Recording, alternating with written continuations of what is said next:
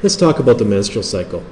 The hardest thing to understand about the menstrual cycle is the changes that occur throughout this cycle that are brought on by the different hormones at different points in the cycle.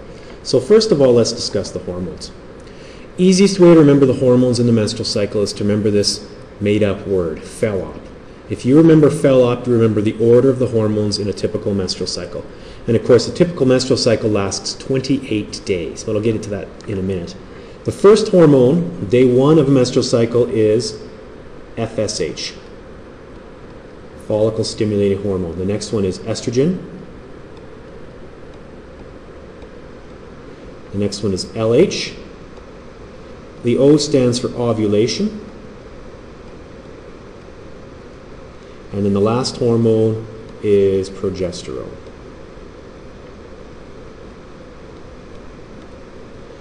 Okay, so like I said, a typical menstrual cycle lasts 28 days, sometimes longer, sometimes shorter, but that's typical.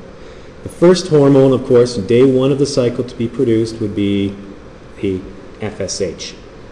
The end of the cycle, of course, would be day 28. And of course, one other very important event that happens is ovulation. And ovulation happens typically on day 14. Alright, so let's get into these hormones in a little bit more detail.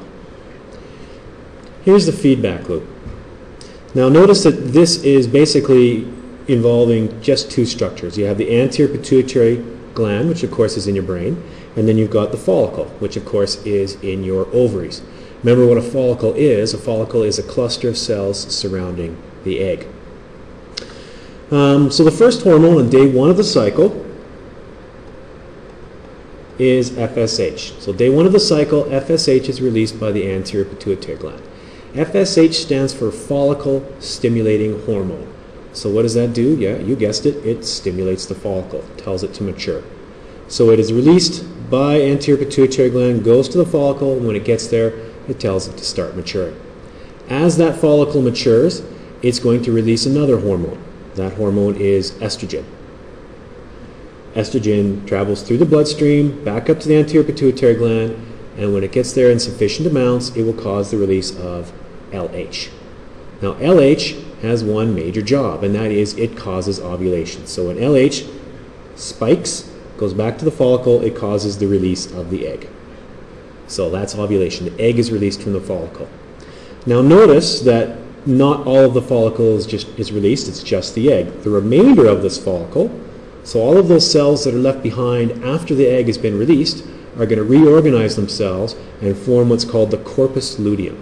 Corpus luteum, literally translated from Latin, means yellow body, and that's because it is a yellowish structure. Corpus luteum has a very important job. It secretes progesterone, and I'll explain the importance of progesterone in a little bit. Notice that there is a negative feedback going on here. Well, in a couple of situations. Estrogen inhibits FSH, so I'll put a little negative sign. And progesterone inhibits LH, a little negative sign, and FSH. And those will be important to understand when we start to talk about oral contraceptives. So here's a summary of hormone levels and what's going on in a typical menstrual cycle. If you understand this diagram, you'll understand everything you need to know about the menstrual cycle in Biology 30. Once again, notice that the menstrual cycle is 28 days. So here's day 0, and here's day 28.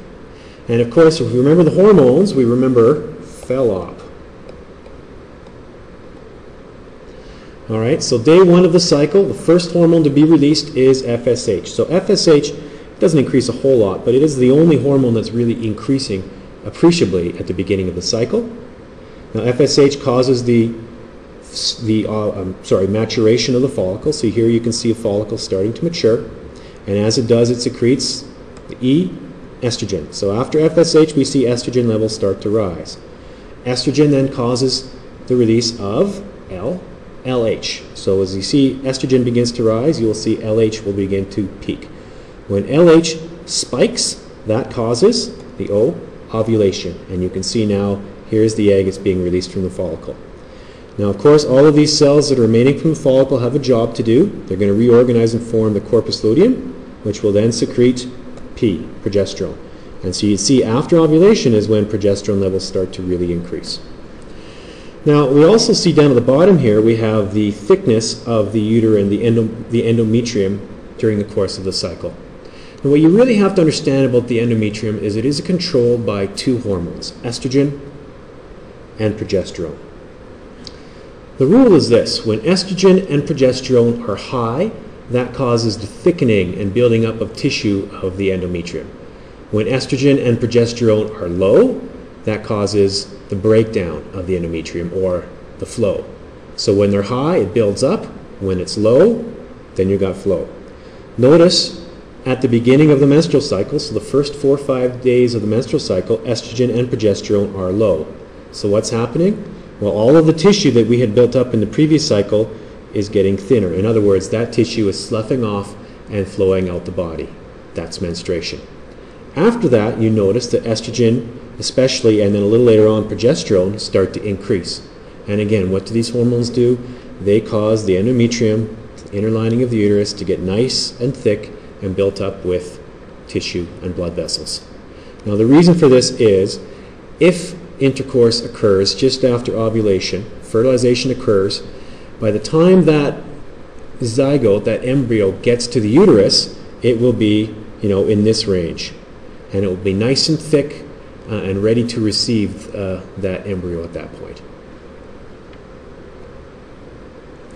Now here's what's going on inside the ovary. So day 1 of the cycle, the follicles look like this. So there's the egg in purple, and you can see a cluster of cells surrounding that. And then day 1 of the cycle, FSH is released, the follicles begin to mature. And as they mature, you can see they start to look like this. And of course, as they mature, they secrete estrogen, which will go back to the anterior pituitary and tell it to release LH. And LH causes ovulation, which happens on day 14 of the cycle. Here is the remainder of the follicle, which is going to reorganize and form the corpus luteum, which will secrete progesterone for the remainder of the cycle. At the end of the cycle, the corpus luteum is going to degenerate in a typical cycle, assuming fertilization has not occurred. The corpus luteum will begin to degenerate. Estrogen and progesterone levels will sink. And of course, you know what that means. When estrogen and progesterone are low, then you get flow. And that will start the next cycle.